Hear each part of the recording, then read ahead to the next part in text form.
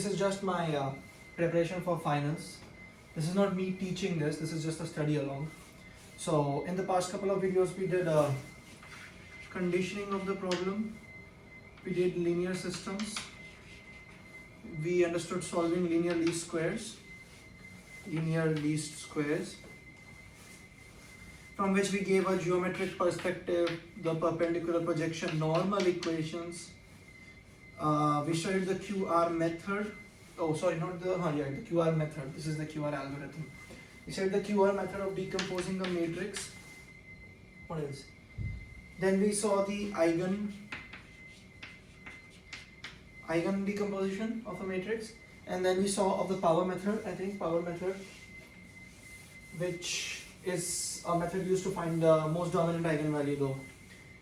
But it's not useful if you want to find the entire spectrum, all of the eigenvalues. So for that's where the QR algorithm comes in. So the power method is not well suited for finding all eigenvalues of matrix A. Okay. Idea of the QR method: build a matrix A prime that shares its eigenvalues of A with similarity transformations. A prime is P inverse AP. Any sort of similarity transformation, we saw it last time by doing the eigen decomposition. Any x inverse AX is similarity. This is a similarity transformation of A, right? So the idea is, if I can make an A prime of which I know the eigenvalues, and I know that A prime is a similarity transformation of A, that means I know the eigenvalues of A. Why is this though?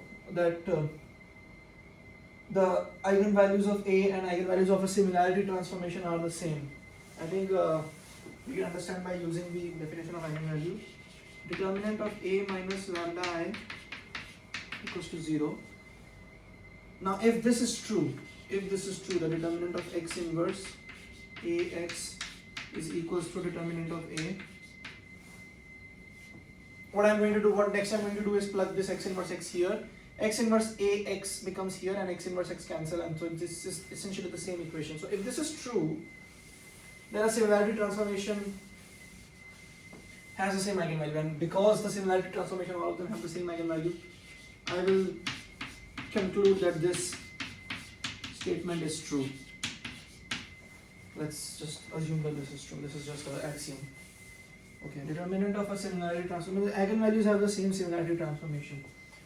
So the QR algorithm looks very simple. It's deceptively simple. The QR algorithm for finding eigenvalues is as follows. First, initialize our matrix. Then let the steps begin. Compute QR decomposition of AK, when AK is QK RK, and then what we do is just flip it. AK plus 1 is R times Q, and just keep going back and forth, back again and again.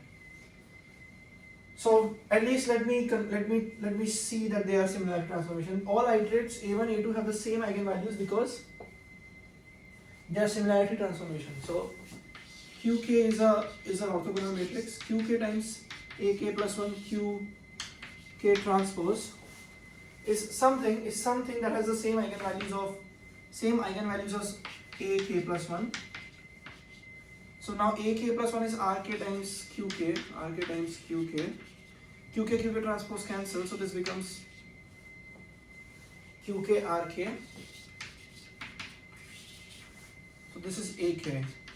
So QK, AK plus 1, QK transpose is AK. So AK and AK plus 1 have the same eigenvalues. So they are similarity transformations. Okay. So all the QR method is doing is just similarity transformation again and again and again, in hopes that this converges finally to something. And if AK converges to a diagonal matrix, if A is hermitian, then eigenvalue is well separated. What was hermitian?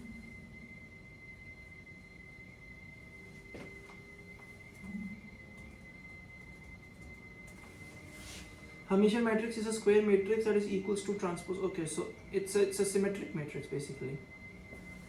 So if A is hermitian, that is A is equals to A hermitian, then it is going to converge to a diagonal if the eigenvalues are well separated. If not, it is going to converge to a sure form, where sure form is just an upper triangular matrix with eigenvalues on the diagonal.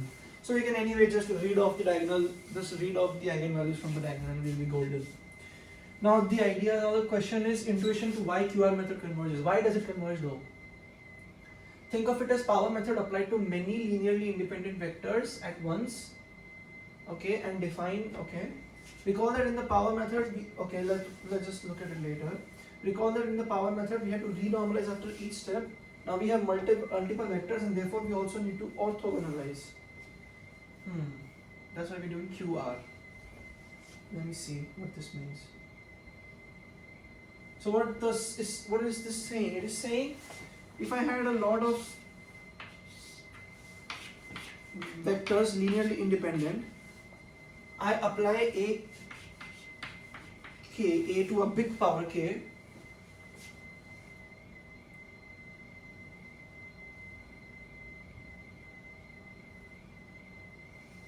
What is going to happen is all of these vectors will be multiplied, all of these vectors will be shifted in such a manner that that they face towards the dominant eigenvalue. All of them, that's the idea of the QR, that's the idea of the power method, right? I apply a power method to a vector again and again and again and they end up facing towards the dominant eigenvector. So the idea is this, all of these will face almost towards the dominant eigenvector. But now because they have, now we also orthogonalize. Why? So the idea would be that, as I said, that they're almost facing towards the most dominant eigenvector. If I remove that component,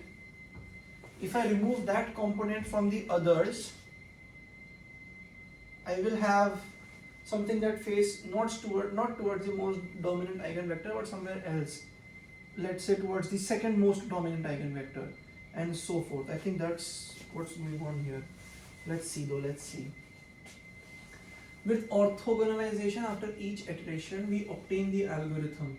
With orthogonalization after each iteration, zk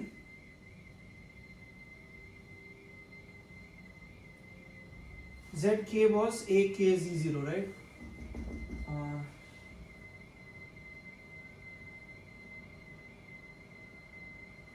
What's going on here?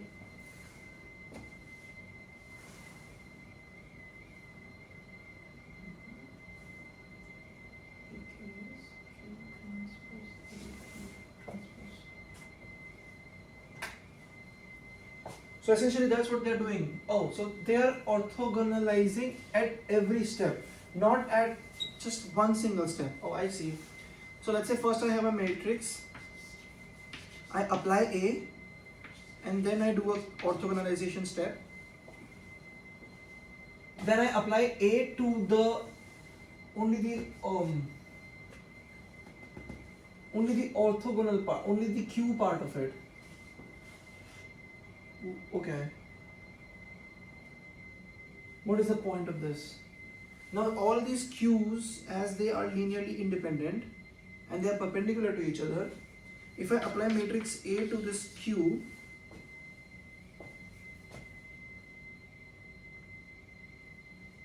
and I keep repeating it, keep re-orthogonalizing and then applying again, orthogonalize and apply again, orthogonalize and apply again. I think what the algorithm is trying to achieve is like linearly separate all of the eigenvectors. But then this should only be possible if it has orthogonal eigenvectors, right? So let QR algorithm be applied to a symmetric real matrix A with well separated eigenvalues. If it's a symmetric real matrix, then it does have perpendicular this. And eigenvector matrix V that has non-singular leading principal eigenvectors matrix V that has a non-singular leading principal submatrices. Okay, then for k tending to infinity, the iterates converge linearly in this to diagonal and qk had to V. So it only works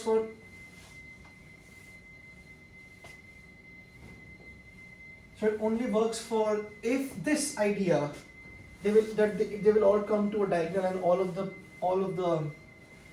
the vectors are perpendicularly separated from each other. This will only happen when the matrix does have perpendicularly separable eigenvectors in which is when it's Hermitian or symmetric.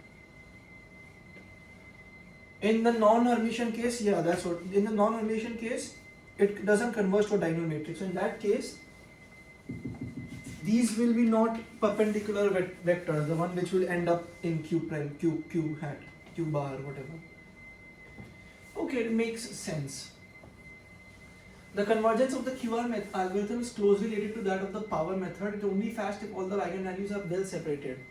For more general example, non-symmetric matrices in complex arithmetic, the algorithm converges to the sure decomposition. A is U Hermitian with triangular matrix T and a unitary matrix U.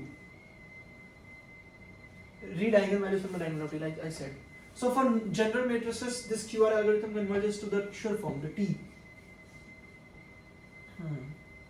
And why though? Why T?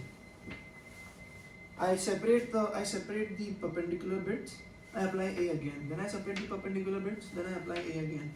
Then I separate the perpendicular bits. Then I apply A again. I'm unable to have a picture in my mind. Why does it converge to the upper triangular? Why does it converge to an upper triangular matrix though? Let's think about it later. I mean, that's whatever. So the work per iteration of the basic, let's see the costs. The work per iteration of the basic QR algorithm that we discussed is O of n cube, right?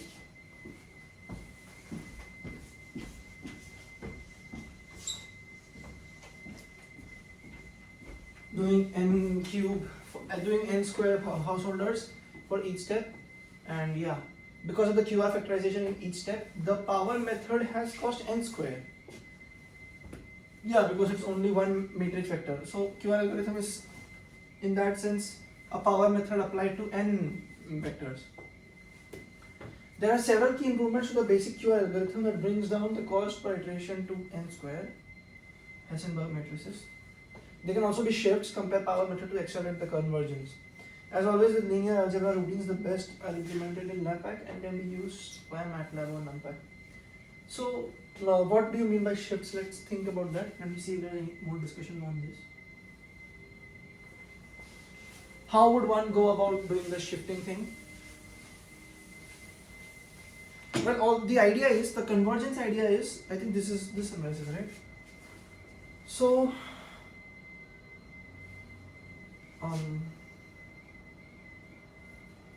max or min, maximum of this ratio, whatever is the maximum of this ratio. Maximum means as close to 1, as big as possible. That's like the slowest possible convergence. This will always be less than 1, this ratio.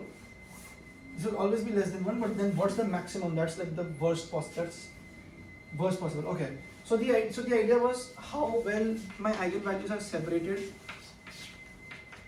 from each other. That dictates the convergence of the QR algorithm, right? So now if I know a particular single mu, like we did in power method, if I shift my matrix to that mu, if I add the identity matrix with that multiplied mu, I will just increase the convergence rate. But then shifting technique can only affect one eigenvalue at a time. That was fine for the power method because you only had to compute the one eigenvalue. But here we have multiple eigenvalues, and shifting all of them by one number may not be that beneficial as it seems. We'll look at that. So in MATLAB, sophisticated variants of QR algorithm are implemented in the function eigen. Okay. For large or sparse matrices, iterative methods based on R-naught iteration. Q is just okay. The sure decomposition is provided by Eigenvalues are yes, we said eigen. Okay. Let me see how much I can recall. Okay. Eigenvalues are well conditioned for unitary diagonalizable matrices. Okay. But ill conditioned for nearly non-diagonalizable matrices. Well, the condition number for finding the eigenvalue was 1 over cos the angle between left and right eigenvectors, right? right? And the condition for finding the eigenvectors was 1 over lambda j minus lambda I, and the minimum of this, therefore the maximum of the entire thing. So eigenvectors are well conditioned only when eigenvalues are well separated. If eigenvalues are well separated, then even the minimum is a big number, and in that case it's well conditioned. Eigenvalues are well conditioned for unitary diagonalizable matrices. For unitary diagonalizable matrices, my left and right eigenvectors are the same, and in that case the cos is 0. Oh sorry, cos of that angle is 1. Okay. So eigenvalues algorithms are always iterative. They are always iterative. Why? Because eigenvalue algorithms are a non-linear problem. There is no way to solve it with a fixed number of steps. So you only iterate. The power method and its variants can be used to find the largest or smallest eigenvalue, and they converge fast if there is a large separation between the target eigenvalue and the nearby ones. Estimating all eigenvalues or eigenvectors can be done by combining the power method with QR factorizations like we saw, and MATLAB has high quality implementations of sophisticated variants of these algorithms. Okay, next topic we'll do it in the next video. I want to bring out Doifalhart, see what they have to say about this. Let's also look at Quateroni. Anything else that we can understand from the book?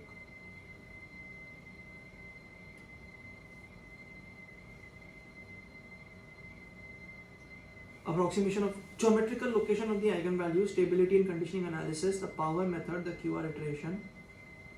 Alright, 183.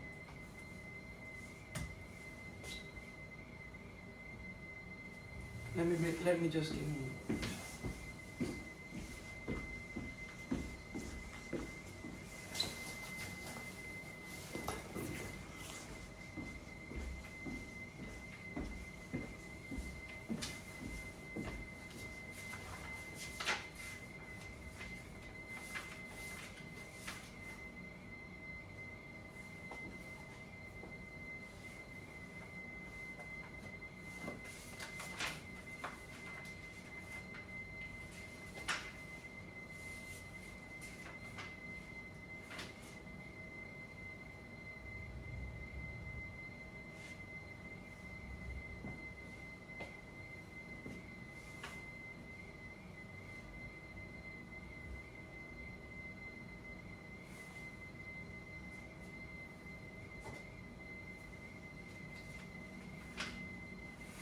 This is just the derivation of the condition number of eigenvalue and eigenvectors.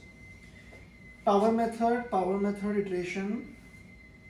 So orthonormal basis of eigenvectors of A.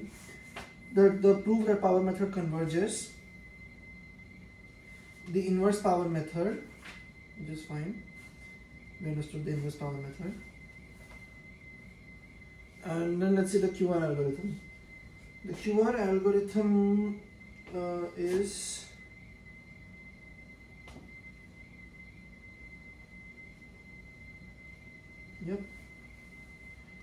so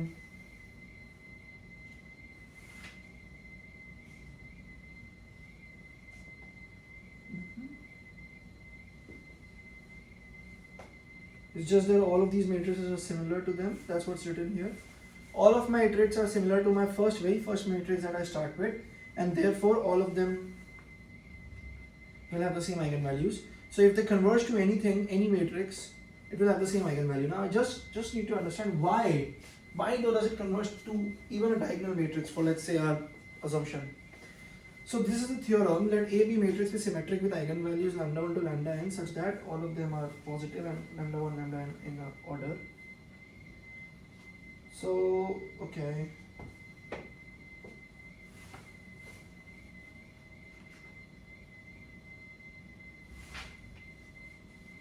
It's a complicated proof. I'm not interested in doing that. QR factorization, QR value. Singular value decomposition. Geometrical location. Yeah, let's read this. Anything in Trefet and Bauer also? Let me just have a look.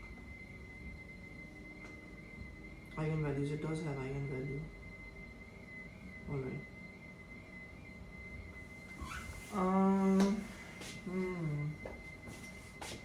I hope you can read. The geometrical location of eigenvalues, let's just look at this. Since the eigenvalues A are the roots of characteristic polynomial, iterative methods must be used for their approximation. Sure. The first estimate is given by theorem, okay, for any consistent matrix now. So the eigenvalue, the norm of eigenvalue is always less than or equal to norm of A. For any, so how would I define the norm of A? The norm of A is the supremum of AX divided by X. Now this is always greater than or equal to, because it's a supremum, it's always going to be greater than AX divided by X, norm, everything norm, where X is the eigenvector, so this is lambda. So all of my eigenvalues are always less than the matrix norm. Fair enough. So if I know the matrix norm, I can already tell all eigenvalues of A consistent in the region of the Gaussian. Sure. Another okay, now this is what I wanted to also discuss, the Gershgorin theorem of eigenvalues. So the theorem is let A be a complex matrix. I hope you can see. Can you see it? Yeah. Here. Okay, theorem 5.2. Let A be the complex matrix of n cross n. Then sigma A is a subset of SR, which is the union of R's of these sets from I to n. Sigma is the spectrum of that, so it's a subset of this subset of this big set, which is a union of these R's. And what are these R's? Ri is all the complex numbers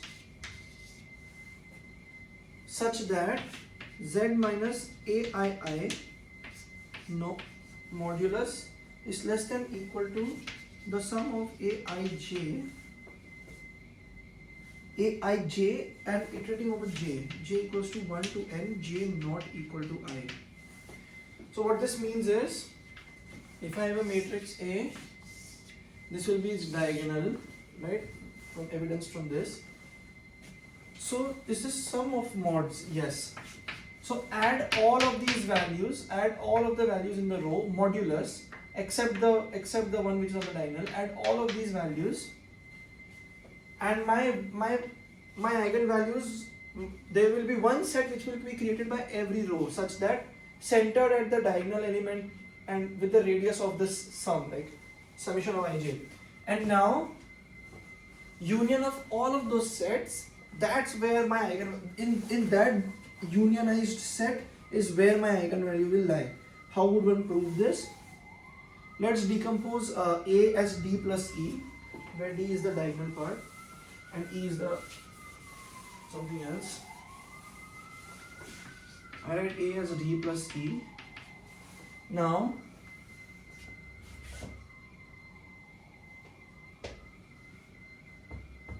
right, if I now let us for lambda belonging to sigma. Alright. Let us introduce the matrix B lambda. B lambda is equals to A minus lambda I, right? A minus lambda I. Well, I write this as D minus lambda I plus E. I just separated that part. And lambda is one of those eigenvalues. Now, because this is singular, because I subtracted one eigenvalue thing, there exists a non-null vector such that B, okay. So B lambda x will be 0 for some non-null vector. So I think I can use that here. So I write that D minus lambda I x plus EX will be equal to 0. Right? What else? What else can I write? Let me shift it. Is this invertible though? D minus lambda I, how one, okay. Yeah, because, okay. So I write x is equals to D minus lambda I inverse EX with a negative sign here, okay? Negative sign is there. Now my question is this invertible though?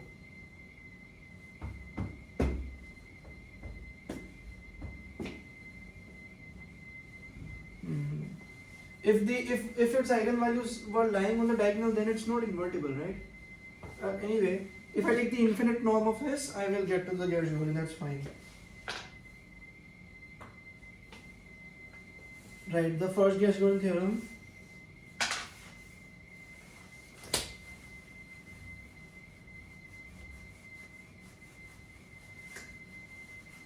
Right, so this was the row based, right? Row based operations, right? There is also the column based operations where we do the same thing, just the column thing, and that's it. Column and that's it. So the second Gershgorian, the first Gershgorian actually. The first Gershgorian theorem is that whatever the big set was formed by the rows, intersect that big set by the one column that was the one formed by the columns, and my eigenvalues will lie in this. And this makes sense because if I just transpose the matrix, columns become rows, rows becomes column, and transpose doesn't change the eigenvalues. Sure. So okay, the second theorem is if there are two disjoint subsets of R, like R1 to M and M plus 1 to N, and they are disjoint, then S1 contains exactly the M eigenvalues of A and S2 will contain exactly the remaining. Okay, that's fine. Okay, that was interesting. Gershgorian theorem. Like this might give you a picture of what is going on here. That's fine. Stability and conditioning analysis. Stability of computing the eigen values is 1 over eigenvalues is 1 over cos theta of the difference between there, and the stability of computing, the conditioning of computing the eigenvectors is 1 over minimum of the separation of lambdas. Okay, that's fine. A posteriori estimates. How did we prove this? So only for hermitian, right? The lambda computed minus lambda I, minimum of that is less than or equal to the residual divided by the x square. What's x here? X is the computed. So everything is computed except that one hopes that they know their lambda is. Well, this is the error one. This is computable. This is computable. Now I know the error will always be less than this, the minimum error actually. The minimum error between my calculated lambda hat and my lambda is always less than this. Okay. And how we would do that? We proved that for a hermitian matrix. Assume orthonormal eigen basis and just apply use the same thing now.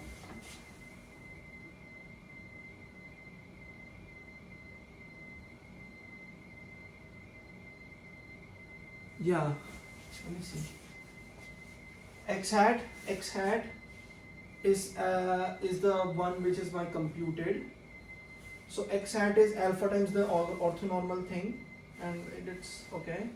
And r hat is the real A applied on x hat minus lambda hat. So A applied on x hat will be alpha times the real thing minus lambda hat times x hat. Okay, fair enough. So as a consequence, I write the norm of this. The norm of this, because all of these are linear, all of these are perpendicular and unitary, it turns out to be just the sum of this. sum of the alpha lambda is, and then that square, and this is alpha minus alpha square. Okay, okay, sure. And because this is always less than 1, I can use this as my minimum and bring it out. Sure, I think it, okay. Like we said, the inequality 513 immediately follows from 514. What else? The power method. Okay. Power method converges, that's fine, we understand that. What else? Inverse iteration, we understand that. Okay. QR iteration. See, this is the thing, like it's just represented, I don't know, I mean, I know how it, I can explain how I got here, but it's again, like again and again similarity transformation. Q0 here, and this transpose, which means QO transpose here, Q0 transpose here. So Q0 transpose A Q0, then Q1 transpose whatever inside Q1, then Q2 transpose, so it's against, it's similarity transformation again and again and again. So every matrix TK is orthogonally, it's similar to A. Right now I have to, now that the only proof is how to prove that TK converges to something. It's easy to understand the eigenvalues of.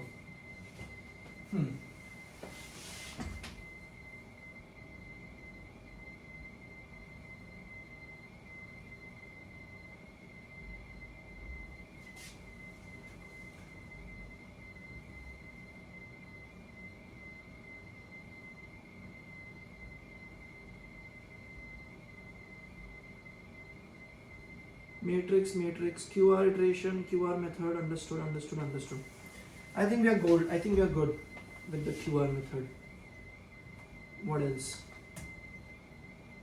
Where is the next singular value decomposition?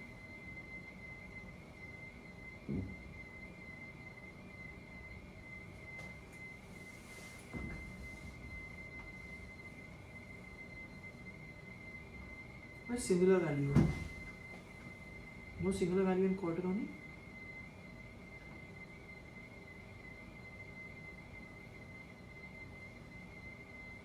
I suppose not.